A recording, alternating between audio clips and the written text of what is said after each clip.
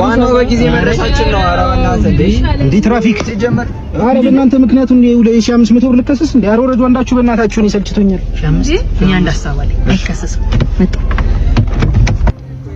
ካላተል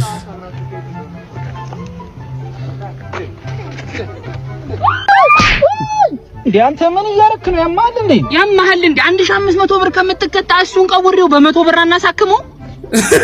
ራሳው ቆም ያዘው እሺ።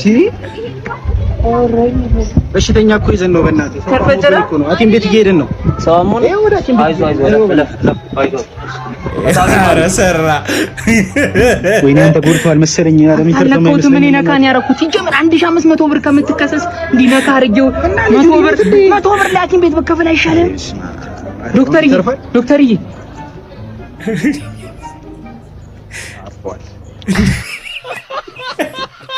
አተርፍ ያው ጉዳይ ዳኒ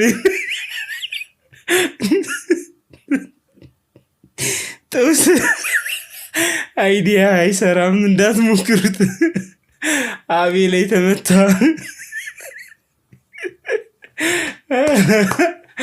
እንችላለን።